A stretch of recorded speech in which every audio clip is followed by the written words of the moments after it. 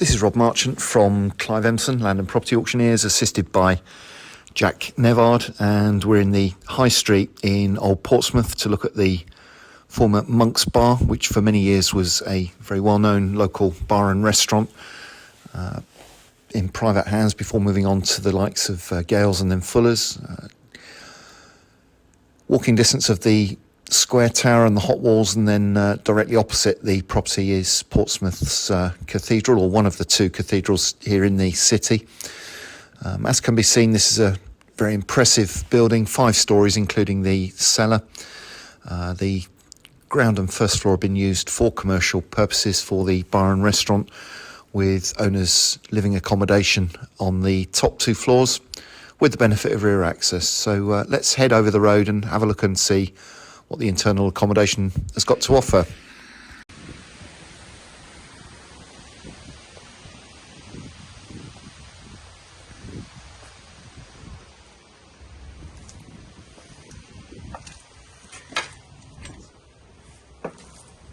Plenty of character with the building, as one would expect, bearing in mind the type of property and of course the location.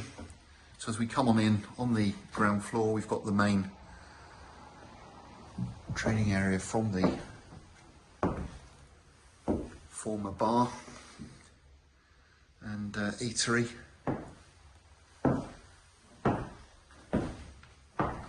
Large bar area and stairs on up to the first floor. There's a continuation of the commercial space. We'll head up there in due course. Again, for those of you that know your Old Portsmouth, you'll be aware that this traded for many years as Monk's Bar. That was for many years in the hands of a colourful local individual, and then latterly the ownership transferred and the place was leased for a good number of years, initially to Gales Brewery, and then subsequently, of course, Gales were swallowed up by Fuller's, who ultimately withdrew from the building in view of their other local interests. I guess there weren't too many properties offering the same offering in any given locality, but really is huge scope and potential to put this back for a very nice wine and coffee bar, pub, fine dining, and breathe some fresh life into this lovely building. So off of the main trading area, we've got stairs, as indicated earlier, up to the first floor at the front. There's also a separate staircase here towards the back, and we will head upstairs momentarily, but for now let's head on through and have a look at the commercial kitchen. So moving in to the kitchen on the ground floor, useful dumbwaiter there for food service to the upper parts, and then the former commercial kitchen, which obviously needs refitting, but a decent amount of space here.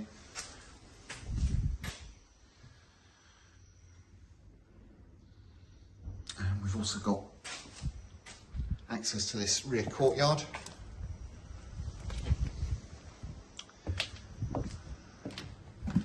And in turn, door out to the alleyway around to the rear, further store area, and we've got staircase which runs on up to the rear, and indeed the spiral staircase up to the upper floors, which we'll cover in more detail later in the video, but scope and potential to access those upper parts from the rear without needing to come through the main commercial space, which may of course be an advantage for anyone looking at home and income, perhaps having a manager or chef's flat or whatever in the upper parts of the building. So that concludes our ground floor tour. Let's head on and have a look at the first floor. And as we head on through towards the back end of the building on the first floor. This is the second staircase which comes up from the ground floor. Ladies' cloakroom.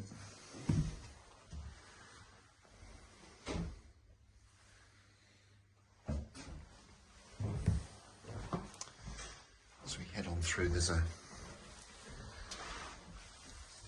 airing cupboard,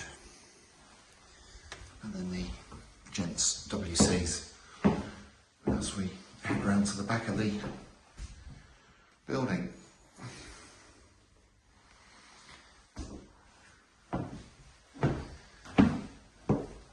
so that concludes our tour of the first floor and indeed the end of what was the commercial space for the building. So we'll now head on up and have a look at the upper two floors, which have previously been used as offices and living accommodation. Again, great scope and potential, perhaps to do similar with that, particularly in view of that rear staircase. So let's head on and have a look at what we've got on these upper floors. So as we arrive here on the second floor, we've got the former living accommodation and offices, and indeed a good bit of storage that went on. We'll start at the rear end of the building.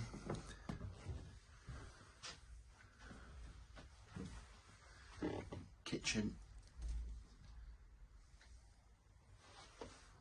And I guess at one stage a dining room. This one's got the double doors which lead out to the wrought iron staircase to the rear. There's a bathroom.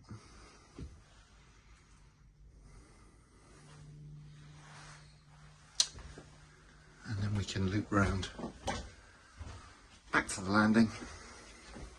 It's now looking back down towards the first floor, or back across onto the second floor landing, looking back towards the dining room we've just been through. And then we can head across towards the front of the building, stairs on again up to the third floor, which we'll visit in due course. But for now, we've got this room at the front of the building, which would have been a very attractive main reception room for the living accommodation. Views again out over the cathedral.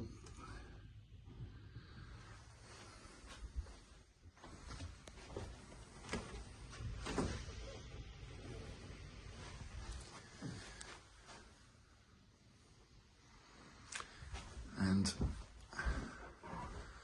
looking back through the kitchen and back down towards the dining room. So clearly some upgrading and refurbishment to do here, but massive scope and potential.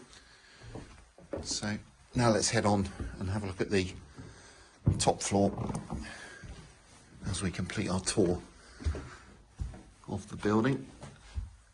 Skylight there, lovely staircase.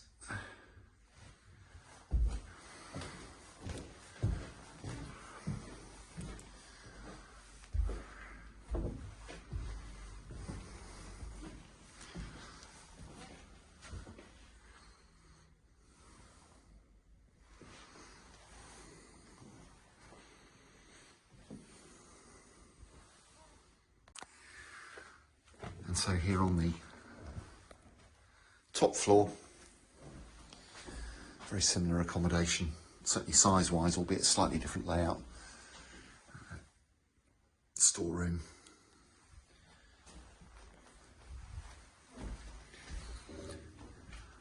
Another bathroom.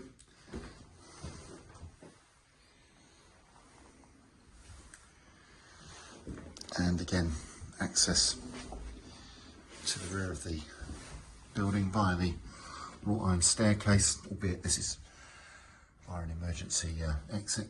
Scope and potential, of course, subject to any required consents, perhaps to put a doorway in there if required. And up here we've got a view down towards the Solent and looking across towards the eastern end of Ryde and the Fast Cat on its way over to Portsmouth.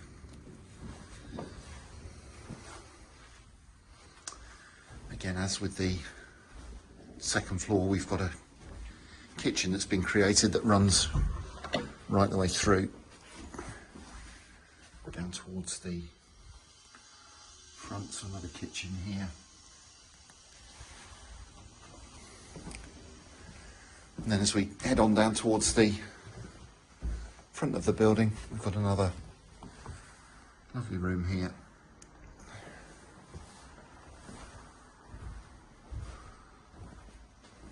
And again, of course, a view out towards the Cathedral and the Spinnaker Tower, looking across towards the Camber and the Dry Stack, and of course the Isle of Wight car ferry terminal behind.